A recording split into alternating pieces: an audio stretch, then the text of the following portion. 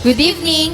Hi, I'm Verna. And I'm Tracy. And welcome to Bonfire Night. So muli, wini-welcome po namin lahat ng mga pastor, mga primary leaders, mga disciples, mga magulang. And kung first time mo dito, welcome sa Bonfire Night. Wini-welcome din po namin ang aming mga ka-Bonfire Night na nanonood sa iba't ibang bansa. So bago tayo magsimula, panoorin muna natin ang Bonfire Things to Remember.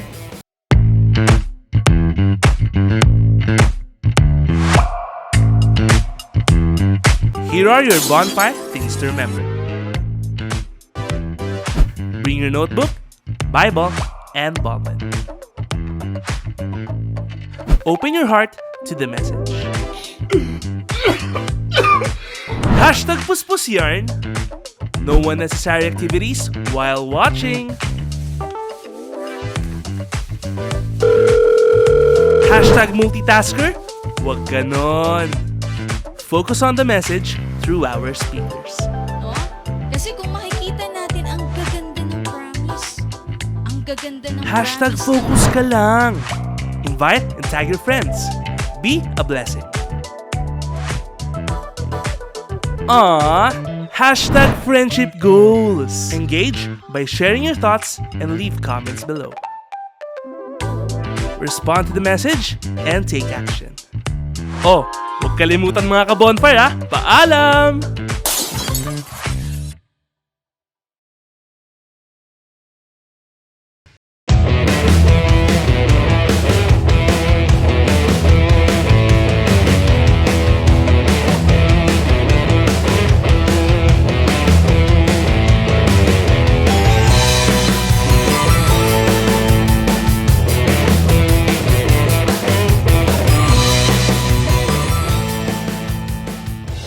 So praise God sa ating Bonfire Things to Remember. Sa tayo mga ka-bonfire, maging mindful tayo habang ongoing yung ating live. Make sure po natin na hindi lang tayo watching, but tayo rin po ay nag-engage sa ating comment section.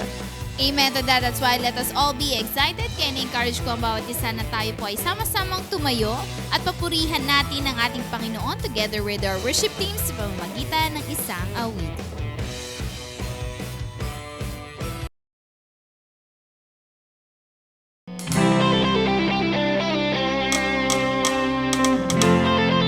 Let's worship the Lord tonight. Thank you, Jesus.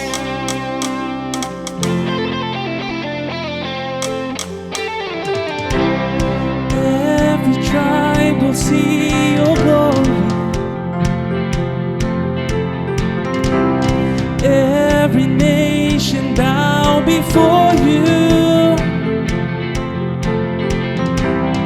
All our treasure turn to ashes in the light of you. Oh, as we're singing, holy is the Lord Almighty. Only you are worthy, worthy of it all. Every tribe will see your glory. Every nation bow. Every nation bow before you. All our treasure turn to ashes in the light of you.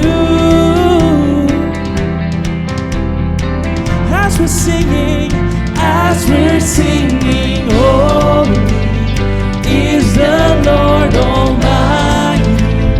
Only you are worthy, worthy of it all. Praise and glory, honor and strength unto our God, unto our God. Your matchless, endless, love unrestrained. This is our God. Every tribe sing praise and glory, honor and strength unto our God, unto our God. Your matchless, endless, love unrestrained. This is our God. Every tribe sing, ayo, ayo, ayo, ah. Ayo, ayo, ayo, ah. Ayo, Yahweh, you are. There's no one. There is no one like a God. There is no one like a God. There is no one like a God. There is no one like a God. Wala kang katulad, O Diyos. Wala kang katulad, O Diyos. No hay nadie como nuestro Dios. No hay nadie como nuestro Dios. There is no one like a God. There is no one like a God. There is no one like a God. There is no one like a God. Praise, glory, honor, and strength unto our God. Unto our God, your matchless, endless love unrestrained. This is our God. Every tribe sing praise and glory, honor and strength unto our God. Unto our God, your matchless, endless love unrestrained. This is our God. This is our God. Ayo, ayo, ayo, ah. Ayo, ayo, ayo, ah. Ayo, ayo, ayo, ah. Ayo, ayo, ayo. Wala kang katulad. Wala kang katulad. Wala kang katulad, O Diyos. Wala kang katulad. Wala kang katulad. Wala kang katulad. Wala kang katulad, O Diyos. Wala kang katulad, O Diyos. Wala kang katulad, O Diyos. Wala kang katulad, O Diyos. Wala kang katulad, O Diyos.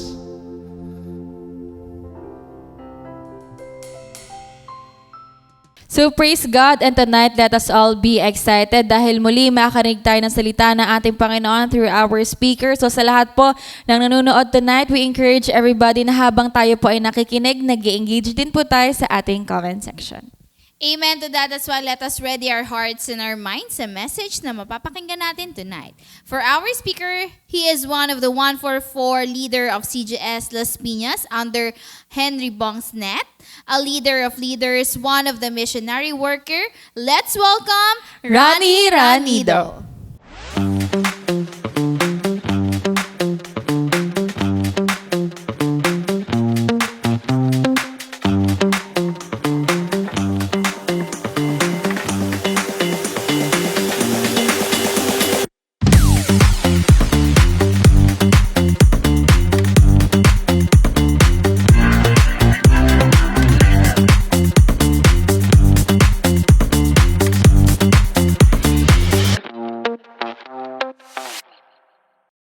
Okay, so magandang gabi po sa bawat isa. So bago po tayo magsimula sa ating gawain, tayo po muna ay manalangin.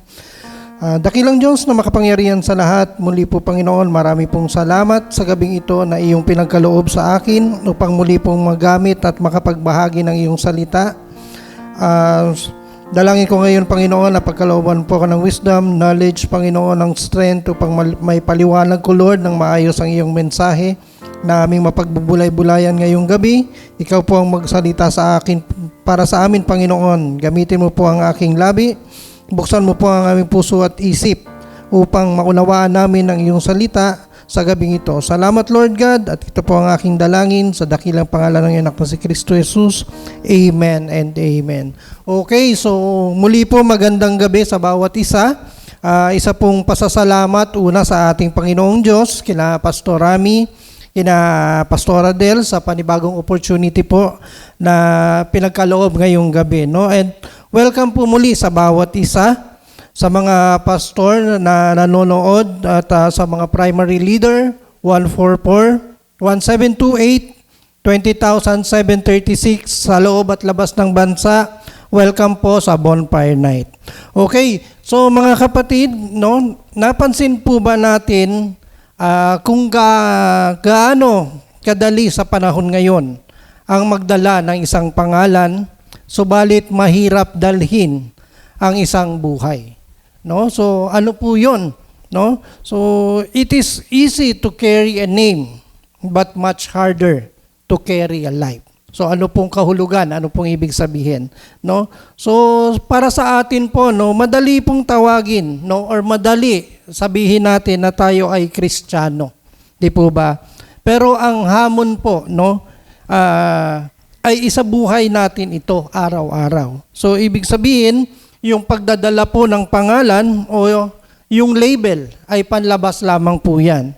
No? So kung paano tayo nakikilala ng iba, pero ang pagdadala ng buhay ay panloob. Meaning kung papaano po natin pinapakita sa ating mga gawa, sa ating ugali, desisyon, at sa ating pinapaniwalaan. So halimbawa po, yung ating sinasabi versus dun sa ating ginagawa. No? Kanina po nabanggit ko na madali na tawagin tayo ay Kristiyano. Pero ang tanong, nakikita po ba sa atin yung pagiging Kristiyano natin? No? Na kahit na galit ka na, no, mas pinipili mo pa rin yung magpatawad at umiwas sa mga masasakit na salita, no? Kaya po yung ating theme po for tonight, so pinapamagatan po natin, carry the cross, not just the name. Okay, so makikita po natin yan in Luke chapter 9, verse 23. Sabi po doon, then he said to them all, if anyone would come after me, he must deny himself and take up his cross daily and follow me. No? So kung Tagalog po, sabi doon, sinabi niya sa kanilang lahat, ang sinumang nagnanais sumunod sa akin ay kinakailangang itakwil ang kanyang sarili, pasanin araw-araw ang kanyang cross at sumunod sa akin. No? So, ito po yung statement. No? So, hindi po ito symbolic or comfortable statement. No? It is a picture of suffering, surrender, and death. No? Kaya nga, nung sinabi ni Jesus Christ na take up your cross, He was saying, if you want to follow me, it will cost you something. No? Bawat po isa sa atin, yan po ay may halaga. No? So, ano po yung mga halaga na yon? May mga kailangan tayong ibigay or isuko para sa ating Panginoon, mga kapatid. So, una po dyan, no? Yung oras natin, di po ba? Napakahalaga ng oras, pero dapat sa oras na yon inuuna muna natin yung ating Panginoon, no? Yung halaga ng ating pamilya, mga kapatid, no? Dapat kasama lagi ang Panginoon doon. And yung halaga ng trabaho natin o yung ating mga business, yung ating pinagkakaabalahan, dapat kabahagi natin ang Panginoon doon, no? So sabi nga, discipleship is not just identifying as Christian, it is a daily decision to surrender, to follow Jesus, and live differently, no? And being a Christian is more than identifying yourself as follower of Christ. It's about living a life that reflects real surrender, obedience, and transformation. So pansinin po natin, no? Sa disciple, dapat meron kang transformation, meron kang surrender, no? At being a Christian, dapat ganun din. Dapat meron tayong pagsuko, no? And dapat meron din tayong pagbabago. So, tanong po natin ngayon, why do we carry the cross? So, punta po tayo sa point number 1 natin. No? We carry the cross because we are called to die to self. So, why? So, bakit kinakailangan natin pasanin yung ating cross, no? Sabi doon, we are called to die to self. So, bakit? No? The cross represents surrender, mga kapatid. Meaning, letting go of pride, sin, and self-ambition, no? So, yung ating pagiging mataas, yung ating pagiging mga makasalanan, no, and self-ambition, yun po, no, na dapat sinusuko natin sa Panginoon. So ano ba yung mga halimbawa ng ating self-ambition? Di ba, nandyan yung ating, yung ating promotion, no, yung recognition, no, at ano pa, yung comparison, no, yung sinasabi natin mas magaling ako sa kanya. So kung isipin natin, mga kapatid, wala pong ganon dapat. Kasi dapat ang Lord lang palagi yung makikita sa buhay natin, ano? So sabi nga, it is not comfortable, but it is necessary for a real discipleship, no? Hindi yan magiging komportable, kapatid. Hindi ka magiging panatag, hindi magiging maginhawa, no, para sa iyo. Kasi hindi ka pa disciple, no? Pero kung ikaw ay disciple na, it is necessary. So ibig sabihin, yan po ay kailangan. No? Kailangan natin isuko yan sa ating Panginoon para tayo ay mag-grow, para tayo makapag-move forward, mga kapatid. No? So ang ating Bible verse dyan, kapatid, is Galatians chapter 2 verse 20, yung ating supporting verse po. Sabi po doon, I have been crucified with Christ and I no longer live, but Christ lives in me.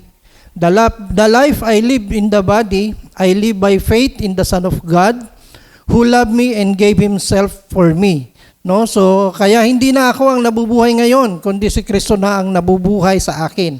At ang buhay ko ngayon, sa katawan ay ikinabubuhay ko sa pamamagitan ng pananampalataya sa anak ng Diyos na nagmamahal sa akin at naghandog ng kanyang sarili para sa akin. So, ano po yung lesson? Ano po yung ibig sabihin? No? So, dying to self. So, meaning, letting go of our old self. No? Yung ating sinful desire, yung ating pride, yung self-centered ways. No? Tulad nung nabanggit ko kanina. No? Bakit? Kasi sabi po dun sa verse natin, I have been crucified with Christ.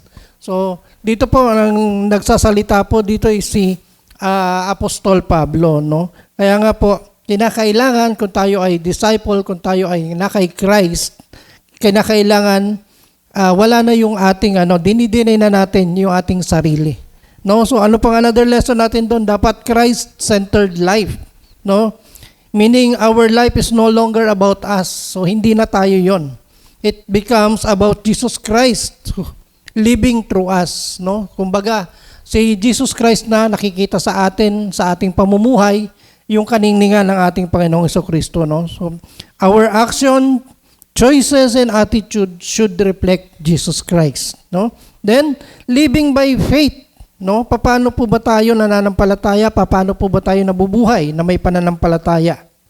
No? Sabi nga, Christian life is not based on feelings or circumstances, but trusting Jesus Christ daily. No? Ang buhay Kristiyano daw ay hindi nakabase sa damdamin, nararamdaman o emosyon, no? O kalagayan ng buhay o sitwasyon, no? Kundi araw-araw na pananalig kay Jesucristo, no? Kasi ang sabi nga, I live by faith in the Son of God. So dapat nakikita po sa atin yon bilang tayo ay disciple ng Panginoon. No? Then, another lesson is rooted in the love and sacrifice. So meaning everything is grounded in Christ's love and sacrifice. So meaning we obey not out of duty, but in response to His love. So ibig sabihin, hindi po tayo sumusunod dahil tayo ay nauubliga lang. Kundi ito po ay tugon dahil sa pag-ibig ng ating Panginoon. Amen po. No? So, ano po ba yung magiging daily impact nito sa ating pamumuhay? No? So, dapat po, bilang disciple ng ating Panginoon, we choose humility, no? Over pride. So, ibig sabihin, dapat meron tayong kababaang loob. No? Then, forgiving instead of holding grudges. So, ibig sabihin, nung grudges, yung ating mga sama ng loob, yung ating mga kinikim-kim. No? So, dapat mas piliin natin, no? Yung tayo ay magpatawad. No? And, sabi po ron, daily impact, saying God's will over my will. No? So, hindi na yung kagustuhan ko, kung hindi dapat kagustuhan ng Panginoon. Then, obedience over convenience. So, ibig sabihin tayo ay may pagsunod, no, sa ating Panginoon. Then, pointer number 2 po natin, sabi po doon, we carry the cross because it transforms our identity. No, tayo po ay nababago. Why? No? Bakit? So, the cross changes who we are, not just what we say. No? So, nandun po na tinatransform tayo na hindi lang tayo nagsasalita or hindi lang tayo nakikita dun sa ating sinasabi. But, dun sa ating ginagawa bilang isang disciple. No? Sabi nga, from Christian by name to disciple by lifestyle. No? So, makikilala natin ang isang Kristiyano kapag talagang siya ay sumusunod sa ating Panginoon. no, talagang nakikita sa ating mga ginagawa. Ano po? Then, values, decisions, and priorities shift. So, ibig sabihin, may pagbabago sa atin, no?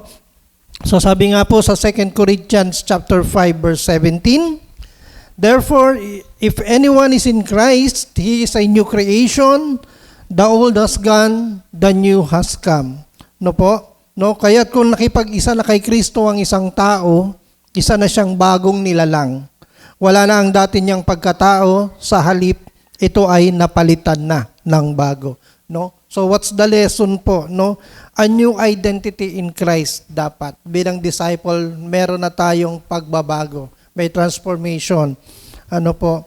So, kasi sabi po doon, being a Christ means you are no longer defined by your past. So hindi ka na yung tinutukoy ng iyong nakaraan. So ibig sabihin ikaw ay binago na, no? Ang iyong lumang pagkatao, yung pagkatao nating makasalanan, mahiyain, no, yung ating pagiging basag, no? Pinalitan na ng bagong pagkatao, no? Ikaw ay isa ng anak ng Diyos, no? So another lesson, the old life is gone.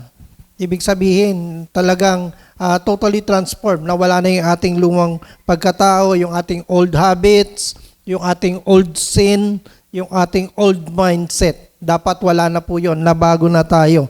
No? Yung old habits natin na tayo ay madalas magsinungaling, no? Yung ating pagiging palamura, magagalitin, no? Yan may mga old habits natin, frustrations, pagiging tamad, irresponsible, no?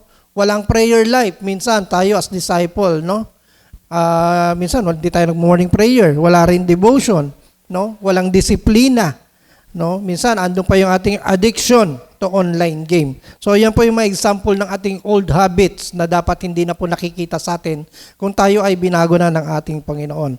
Then, ano po yung old sin natin, no? Yung ating kasalanan na paulit-ulit na lang. So, ang example po, exaggerating the truth for personal gain.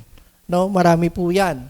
No, talagang parang binabaluktot natin yung katotohanan para sa ating kapakanan, no? Then, immorality outside God's decision.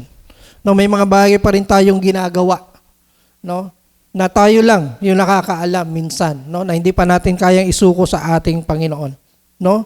Then, pornography. No, meron pa mga nanonood ng pornography lalo na through online, sa cellphone, di po ba? May mga pornography diyan, no? And ano pa yung ating loving money, yung pagmamahal natin sa pera, no? So yan po yung ating mga old sin, no, na dapat hindi na nakikita sa atin ngayon yan kung tayo ay binago na as Christian, no? Then old mindset. Ano ba yung old mindset natin, no? Na dati nung hindi pa tayo disciple, parang dinadown natin yung sarili natin, sinasabi natin wala na akong pag-asa. Pero hindi po dapat ganoon pala, no? Dapat inaalis mo na yon, hindi mo na dinadown yung iyong sarili, no? Yung iba, ano pang sinasabi pagdating sa old mindset? Basta ako, okay na ako kahit ang iba hindi. 'Di ba? Basta ako meron kahit mawalan yung iba. No, ganyan yung mga mindset natin, mga kapatid eh. No, then buhay na kinokontrol ng takot, no? Hindi natin alam ano ba kinakatakot natin, mga kapatid, di po ba?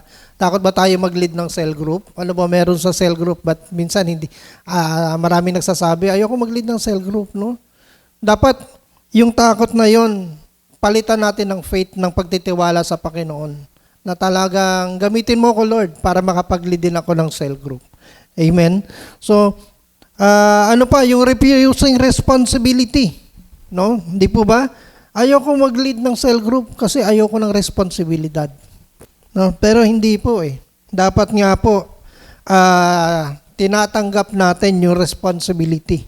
Dahil meron din tayong responsibility sa Diyos. No? Na tayo ay tinawag to lead people. No? Tayo ay mag-lead ng isang cell group. I-lead natin yung mga taong wala pa sa kawan ng ating Panginoon. No? Hindi pwedeng tagapakinig lang tayo. No? Dapat magpagamit tayo sa ating Panginoon. No?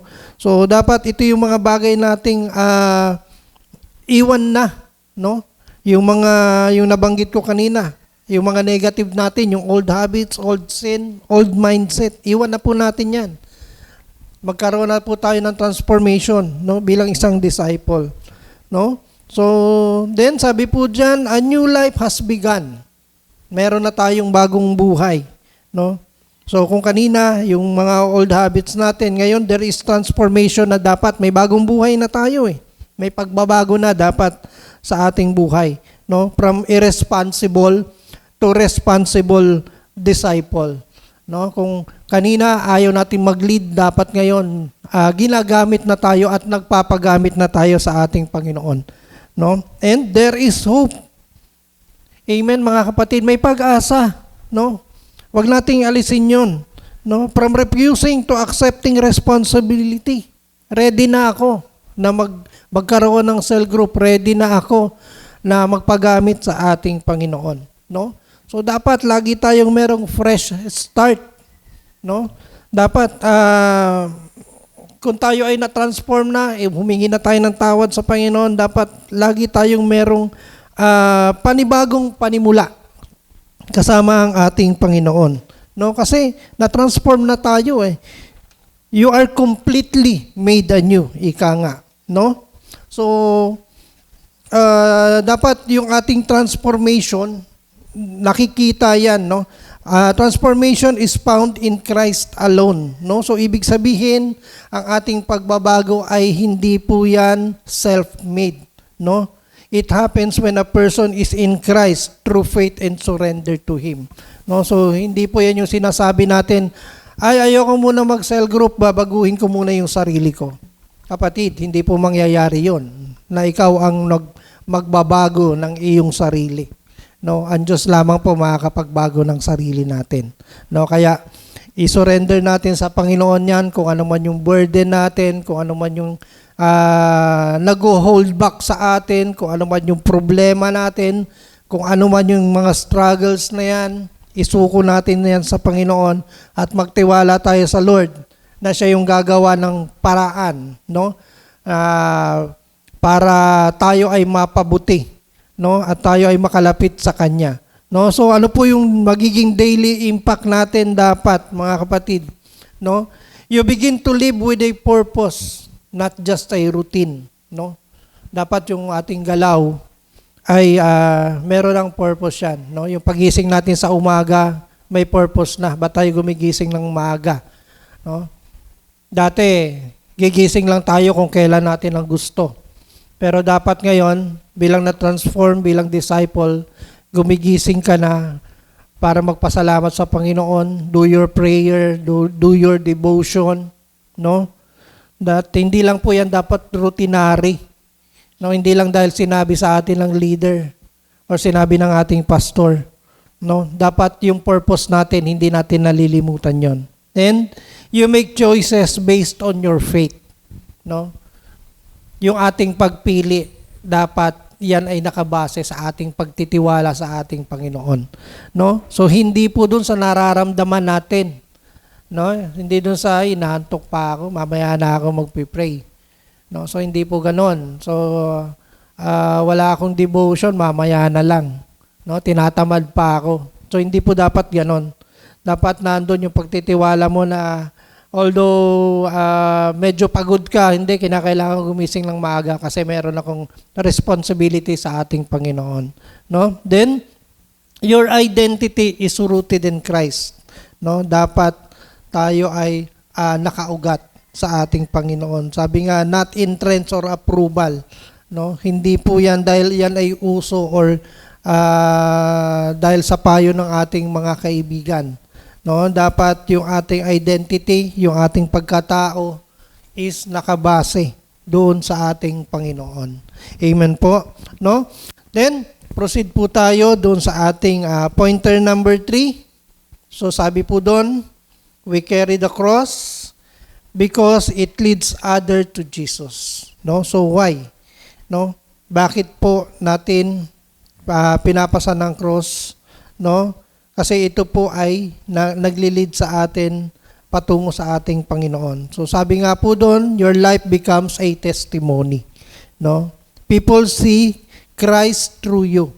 No, kung tayo po ay binago, nandun po nagre-reflect ang ating Panginoong Jesucristo sa ating ginagawa, sa ating pagkilos, sa ating pananalita. No? Kumbaga, meron tayong naaabot, no? Meron tayong naiimpluwensyahan, mga kapatid. No? And sabi nga din po doon, discipleship is not a private, but it's influential. No? So, kung tayo ay disciple na, so dapat hindi lang natin sinasabi na disciple ako, pero wala tayong ginagawa. No? Hindi po dapat naka-private yung ating buhay. Dapat open book po yung buhay natin bilang isang Kristiyano. No? Nakikita sa atin, no, yung kaninningan ng Panginoon sa salita, sa gawa, sa pagkilos, no? Dapat meron tayong impluwensya, nai-impluwensya natin yung iba. No? Hindi lang doon sa ating pamilya, hindi lang doon sa ating pamayanan, sa school, sa trabaho, no? Dapat nagkakaroon tayo ng influential, no? Hindi lang impluwensya na makaakay ka, but yung purpose na madala mo sila sa paanan ng ating Panginoon na makakilala sila, no, sa ating Panginoon. Then, sabi nga rin doon, your sacrifice can inspire others to follow Jesus Christ, no. So, yung ating sakripisyo, hindi po yun mababaliwala, no. Yung pag-i-invite natin through online, yung pakikipag-usap natin, pakikipagkaibigan natin sa iba, so hindi po yun mababaliwala, no. So, yun po ay dapat maka-inspire po tayo, no? Na meron tayong taong maabot na makasunod din sa ating Panginoon.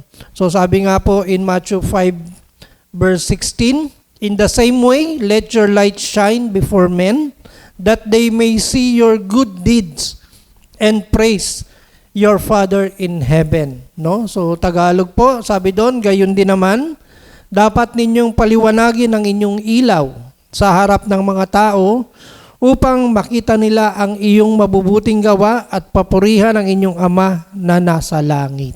Amen. No? So we are called to shine, mga kapatid. No? Hindi lang tayo nandito para lang sa wala. Hindi lang tayo nandito sa church para lang makinig. No? We are called to shine. Ibig sabihin, as follower of Christ, kung ikaw ay disciple, you are meant to stand out in a dark world. No? Sa mundong ito na ating ginagalawan, bilang Kristiyano, dapat nakikita sa atin yung kaningningan. Ano po? No, hindi po natin tinatago. No? Dapat pinapakita natin. No? So, for example po sa atin, sa akin bilang tatay, no? Yung sasabihin ko na dapat makikita sa akin yung kaningningan doon sa ini-invite ko sila, no? Na magkaroon ng cell group, ini-invite ko sila na makakilala sa ating Panginoon. Hindi yung nahihiya ako kasi yung mga dati kong kasama nandun na meron din silang session, no? Tapos sinasabi ko na Kristiyano ko, tapos nakikijoin ako sa kanila. So, hindi po dapat ganoon. Dapat sila yung madala natin, no, patungo sa ating Panginoon. Hindi po yung tayo bilang Christian, tayo pa rin yung nadadala nila sa makamundong gawain. No, so, dapat, sabi nga doon, you are meant to stand out in the dark world. No? Papagliwanagin mo yung iyong sarili. No? Kumbaga, mag-stand out ka, pakita mo sa kanila yung iyong transformation, yung iyong pagbabago, na kahit anong pilit nila na pag-aya sa'yo, or kahit tawanan ka man nila, stand firm ka pa rin, kapatid. Na talagang, kung ano yung sinasabi mong disciple ka, pinaninindigan mo na disciple ka, na hindi ka na nahahatak sa makamundong gawain. Okay? So, sabi din po doon, your life should be visible. No? Let your light shine means your faith is not hidden. No, yung iyong pagtitiwala ay hindi rin dapat yan tinatago. No? Dapat yan po ay pinakikita natin, no? Sa papanong paraan. sa pamamagitan po ng ating pagkilos or sa ating galaw at doon sa ating attitude. No? So bilang isang Kristiyano, bilang isang disciple, nakasabi po doon, help other without expecting anything in return. Show honesty, kindness to difficult people. No? Doon sa ating galaw, dapat tayo ay tumutulong doon sa mga taong nangangailangan na hindi po tayo nanghihingi ng kapalit, no? So kung tayo man ay tumulong, let it be, no? Ang Lord ang magbabalik sa atin. Kaya hindi tayo tumutulong para lang ma-praise tayo or pasalamatan tayo. Dapat tumutulong tayo for the glory of God, no? Kung sila man ay nag-respond sa atin, so praise God. So kung hindi naman, okay lang din. Di po ba at least nagawa natin yung ating gampanin sa ating Panginoon, no? Then your attitude, sabi po doon, stay peaceful in stressful situation. No, remain humble instead of proud. Trust God instead of worrying. So, ayun po, no? Dapat po lagi tayong kalmado, no? Kumbaga, kung ang ating kausap is medyo nasa high volume na yung kanyang pananalita, let us remain peaceful pa rin. No? Maging tayo yung magpakumbaba para sa kalugaran ng ating Panginoon. No? Dapat we always trust God instead of worrying. Amen, mga kapatid. No? So, yung ating mga choices din, yung ating mga pagpili, no? We rather choose obedience over our convenience, no? Prioritize God over worldly success, no? So dapat laging laging malinaw yung ating pagpili, no? Na dapat laging andun yung pagsunod natin sa Panginoon, no? Hindi yung dahil sa convenient time, no? Dapat pina-prioritize natin yung gawain ng Panginoon, no? Hindi yung mga success, no? Katulad ng binanggit ko kanina na promotion, no? Isa-sacrifice mo ba yung iyong pagiging disciple kasi ipopromote ka sa iyong trabaho? Di po ba? No? Dapat kahit anong mangyari kung ikaw ay disciple, i-offer man sa'yo yung pera, i-offer man sa'yo yung promotion, no? Kung yan naman ay makakahadlang sa iyo bilang isang mananampalataya, no, bilang isang disciple, so dapat yung mindset natin dapat malinaw na we can say no, no, kung yan po ay magiging hadlang para sa gawain ng ating Panginoon, no? Sabi nga, say no to sin even when tempted, di po ba? Make decision based on God's word, no? So, dapat ang ating pagdidesisyon palagi nakabase sa salita ng Panginoon. Amen? So, ano po yung lesson natin dyan? God works reflects God, not self. No? So, bawat ginagawa natin, dapat ang Diyos ang nabibigyan kaluguran. Ang Diyos ang dapat nag-glorify natin. No? Sabi nga, your good deeds are not for self-promotion, but for God's glory. No? So, hindi po para sa atin. No? Kumbaga, laging para sa Panginoon. No? Kung tayo man ay na-promote sa ating trabaho, praise God, kasi this is for the glory of God. No? Yung business natin, kung yan po ay nagiging successful, praise God, kasi ito ay para sa Panginoon. No? Then sa mga student, no? Kung tayo po ay nagle-level up, praise God, no? Dahil sa Panginoon po yan.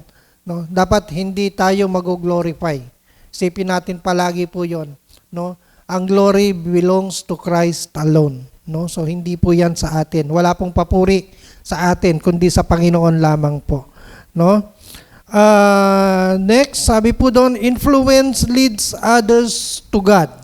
So ibig sabihin ay Christ-like life points back to God. So meaning, kung tayo, ang buhay natin ay para sa Panginoon, dapat yung ating ini-invite, no, talagang itinuturo natin sa kanila kung paanong bumalik sa ating Panginoon.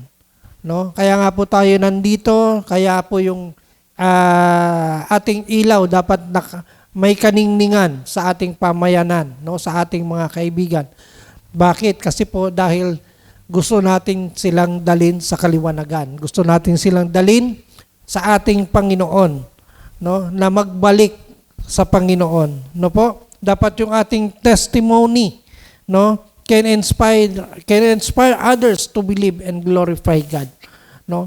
Kung paano pa tayo binago ng ating Panginoon, kung ano po yung naging istorya ng buhay natin dati, at kung paano tayo nabago, dapat yun po ay nagagamit natin na magsilbing inspirasyon po para madala natin yung iba, no, sa ating Panginoon. Amen? So, ano po yung ating daily impact dapat, no? You became intentional in how you live, speak, and act. No? So dapat bilang tayo ay na-transform, bilang tayo ay disciple, dapat meron na tayong layunin, no, sa ating buhay. May layunin tayo sa ating pananalita at may layunin din tayo sa ating pagkilos. No? So ano pa po yung ating magiging daily impact? Your consistency builds credibility. No? Yung ating tuloy-tuloy at hindi pagbabago na pananampalataya sa ating Panginoon bilang Kristiyano, bilang isang disciple, yan po ay nagbubuo ng isang credibility or magandang reputasyon sa iyo bilang ikaw ay tagasunod ng ating Panginoon. So dapat kung tayo ay Christian, ikaw ay disciple, no? Ang decision making mo hindi pa bago-bago. Naka-stand firm ka pa rin. Kapatid, no? Pag sinabi mong hindi, hindi. Di po ba? So, diyan kasi matitest bilang isang disciple ka kung anong uri ng pagkatao meron ka, anong uri ng disciple ka, no? Kung ang decision mo ay pabago-bago. So, hindi po yun magiging kalugod-lugod sa Panginoon. Dapat we are rooted in God's Word, no? Dapat nakabase tayo sa salita ng Panginoon. Then, na another daily impact po natin, others are drawn to Christ through your life.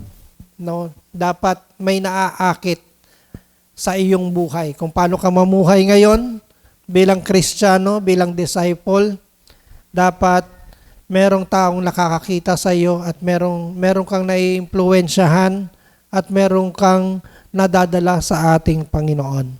So, amen po mga kapatid. So, sabi nga po dyan, dun po sa ating ginagawa, dapat tayo ay don't settle for just carrying the name Christian. No? Wag po nating sabihin lang na tayo ay Christian. Dapat yun ay isinasabuhay natin, yun ay ating isinasagawa, no? At ito ay dala-dala natin palagi. Amen po mga kapatid, no? Kaya nga po, ang isang pagiging Christian, yan lamang po ay isang label, no? Pero kung paano mo ipinapamuhay, yan po ikaw bilang disciple, no? So don't just carry a name. Sabi nga doon sa ating title, no? Carry the cross, not just the name. Ibig sabihin, pasanin natin yung cross, no? At hindi lamang po yung ating pangalan na Kristiyano. Ibig sabihin, meron tayong ginagawa. Meron tayong dapat sinusuko sa ating Panginoon, no? So, ayun po mga kapatid, at marami pong salamat. Dako po tayo sa ating conclusion. So, sabi po doon, following Jesus is more than a label. It is a lifestyle, as stated in Luke 9, verse 23, taking up the cross daily, not occasionally, means choosing surrender over comfort, obedience over convenience, and purpose over popularity. Okay, so marami pong salamat muli sa bawat isa. Tayo po ay mag-closing prayer. So dakilang Diyos na makapangyarihan sa lahat, muli po maraming salamat sa natapos naming gawain. Dalangin ko po, Panginoon, na tulungan mo po ako at ang bawat isa na hindi lamang ariin ang pangalang Kristiyano, kundi pasanin ang cross araw-araw. Turuan mo po ako at ang bawat isa na itakwil ang aming sarili, sumunod sa iyo na may pananampalataya at mamuhay na sumasalamin sa iyong pag-ibig. Bigyan mo po ng lakas sa iyong mga anak sa panahon ng mahirap, Panginoon. Lakas ng loob kahit may kapalit na sakripisyo, Lord. Gamitin mo po, Panginoon, ang buhay ng bawat isa na maging daan upang ang ibang tao ay maabot at mailapit sa iyo, Panginoon. Muli po, Lord, maraming salamat at ikaw po ang mabigyang kapurihan sa buhay ng bawat isa. Ito po ang aking dalangin sa dakilang pangalan ng anak na si Kristo Jesus. Amen and amen. So, yun po mga kapatid, maraming salamat. So, thank you and God bless po sa bawat isa.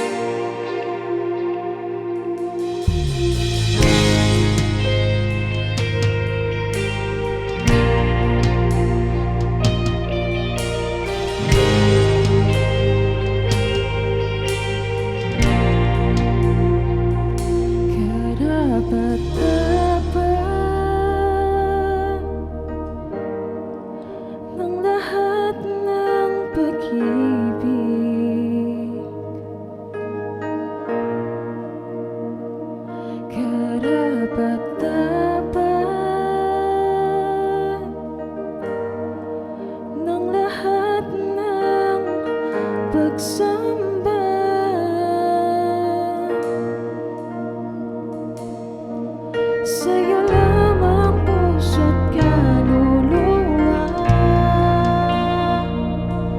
itinalaga lamang para sa'yo.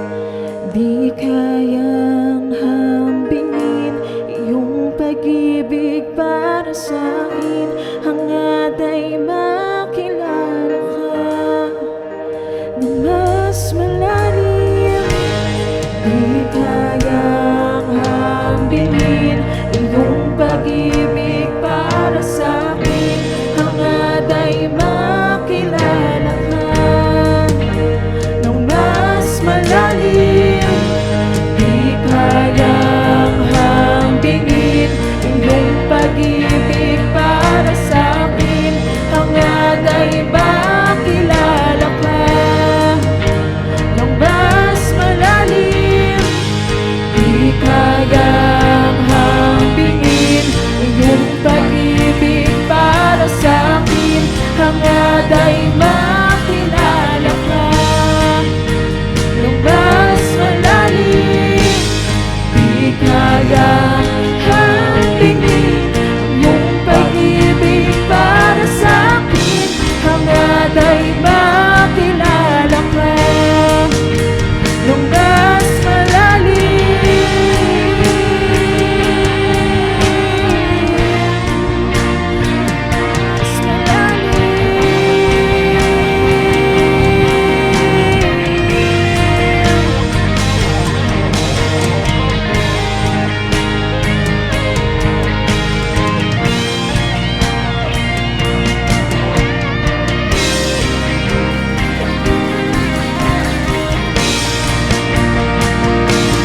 Nais kong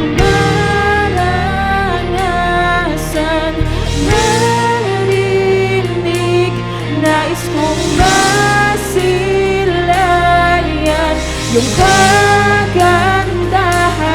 O Diyos, Ikaw ang hari ng aming lahi.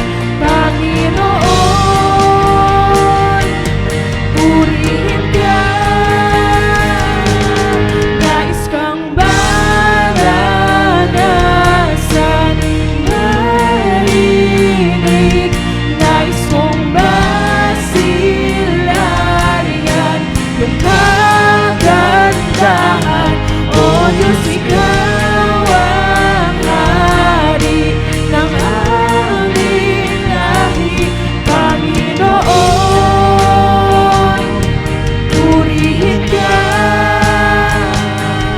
Panginoon, purihin ka. Panginoon, purihin ka.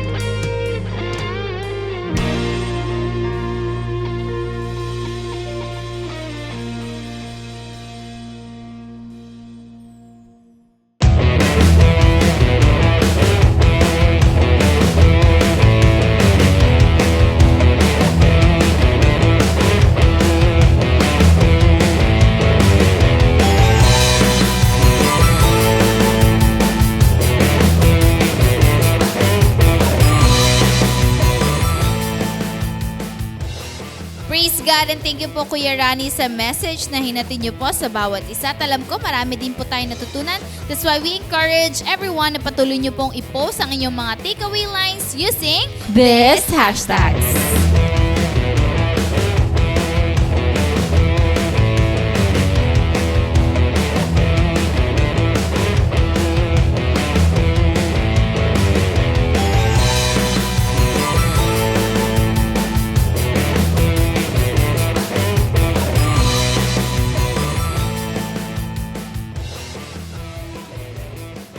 So praise God and salamat po sa lahat na nakasama namin dito sa ating Bonfire Night. Salamat po sa ating mga pastors, mga primary leaders na nagmo-mobilize for Friday, sa ating mga disciples, leaders, and sa ating mga invites. So kung first time nyo po, pwede po kayo mag-join sa aming mga online cell group. So continually, we encourage everybody na patuloy nyo pong suportahan ang ating CGS Philippines Facebook page, ang ating CGS Philippines Bonfire Facebook page, ang ating YouTube channel, TikTok, and Instagram. Lahat po ng ating social media sites, i-maximize po natin ito all for God's glory. Amen to that. And we also encourage everyone na patuloy nyo pong suportahan ang ating online simbahan. At the same time, we encourage everyone talaga na 6 a.m. lahat po tayo andun na to engage, to hear the Word of God. And Sabado pa lang andun na yung minamaximize na natin yung invitations natin. Sinishare na natin siya sa ating mga colleagues and family para sila rin po ay makarinig ng message na hihatid sa atin na ating buting pastor, Pastor Rami Hinares Jr. So, Thank you and God bless.